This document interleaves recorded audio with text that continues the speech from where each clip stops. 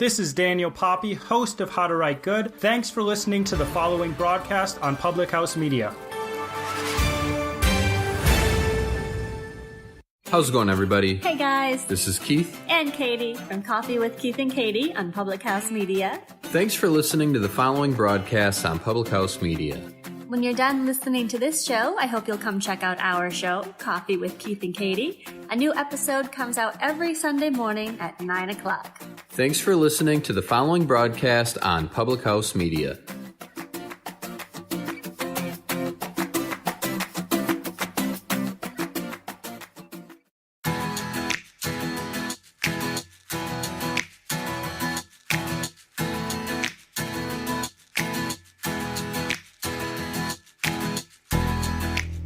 Hello, everyone. It's Julianne Condia, the host of Rewritten. Thank you so much for tuning in. Thank you for listening. Thank you for trusting me. Thank you for sharing this podcast. It means the whole world to me. And I want to read this quote before we get started.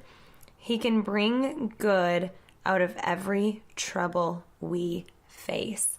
I think so often we think that our pain is a punishment and our pain goes unnoticed, and it doesn't. I just think that with the pain we face, it teaches us so many lessons and it connects us with people. It allows us to see life in a whole new perspective.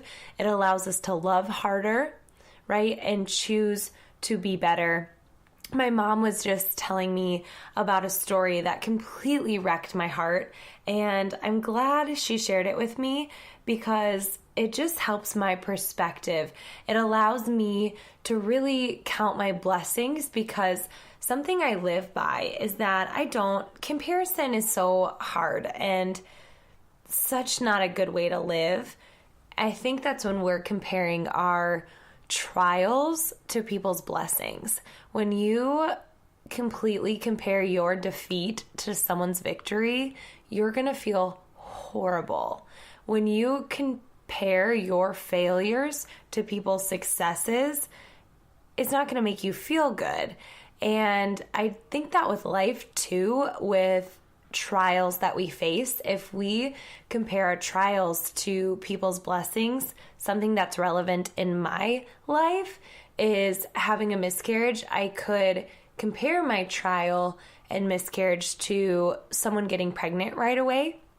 And something that I actively prayed for during that time was that I wouldn't become bitter and I wouldn't become jealous, that I could still experience my pain, still acknowledge my pain, but not turn that into this negative feeling towards someone else. And that took discipline, that took trial and error, that just took time. And so my mom told me this story, and she said that this man and this woman and their dog, I think it's a family from the church my mom goes to, and they were in a car accident and the wife and the dog died. And they had been married a year. They are in their later 20s, early 30s. So I feel like that's me. Like, I'm married to Eric and we have Wyatt. And when she told me that, I just couldn't imagine the pain. I couldn't imagine the heartbreak that came with that. And so it made me realize that I wouldn't want to trade my pain with that person. And it didn't make me feel better, but it didn't make me feel ungrateful either.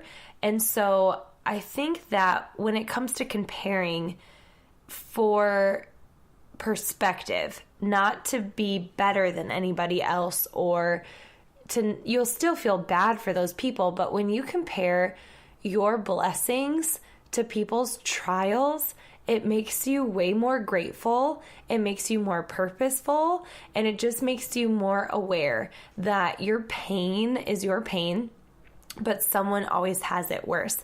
And so I just wanted to share that with you, that I'm honoring your pain today, whatever that is. I think when we go through trials, we just want our pain acknowledged. it's not so much about that person having a different outcome than us. It's just more of you wish to have that same outcome and you just wish to be validated with the pain that you have. And I think the steps to do that are honestly gratefulness and just counting your blessings. But then thirdly, I think talking about it and being vulnerable with your story, and not from a place of complaint or bitterness or negativity, but from a place from productivity and trying to seek out solutions for how you feel and what you're going through in life. So when my mom shared that with me, I just was so grateful. I was so grateful for my family. I was so grateful for my mom. I was so grateful for Wyatt, our dog, and our marriage. And I just was so grateful, and I couldn't help but express that gratitude, but still had some heartache in my soul when I heard that story. So I wanted to share that with you because your pain is so significant. It is. It really is.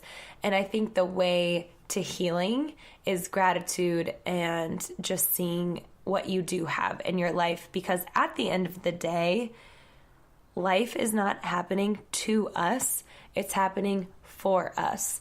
And every decision leads us to somewhere, and every moment leads us to somewhere. Some moments are of great magnitude, and some are a sum of many small moments that make up so much of our life. And in fact, so many of us are waiting for that big moment. And I think life is made up in the belly laughs or the early morning hikes, the going to get ice cream and laughing and singing in the car and dancing and completing something and finishing something, reading a book, finding a new perspective, hugging a friend are those moments that make up our life. So, friend, I hope that encouraged you and brought some perspective for you today, because man, that's just been so on my heart. Pain is a real thing. And a lot of times when we're in pain, it can create frustration. And if there's anything that I know about frustration, is that it doesn't allow me to work through that. It almost creates myself to be paralyzed and unproductive and in a negative headspace that I'm not very fun to be around. So I just encourage you to seek out a friend. I encourage you to write down all of your blessings, and I just encourage you to keep on going, because you're needed and your story is needed. Even if you're going through it right now, you won't always be going through it. And there'll be a moment that you can look back and see how you are being shaped and made. And a lot of times too, if you are a leader or you crave community, I think the best teachers are the ones who've been through it. So you're going through your stuff, find someone who's been through that same thing and reach out to them, ask them for support and love and advice, and then pay it forward. When you're through that season of pain, when you're through that time of grief, you can look back and see who is going through a similar situation and offer them love and guidance and all of the things that you wish you would have known, or the things that would have been said to you, or the things that you would have felt during that time. So I'm going to end the podcast on that. I have to say, that was one that just spoke and came to my heart, not one that I had planned, not one, I just wanted to share that story with you, but I just was sharing the rest of my heart with you. So I'm going to end it at that, and I just want you to screenshot this, tag me, let me know how that spoke to you. Your pain is so significant. I can't say that enough. And it's teaching you something, whether 10 years from now or 20 years from now. Feel your feels and express your gratitude and shape your perspective. Thanks for listening.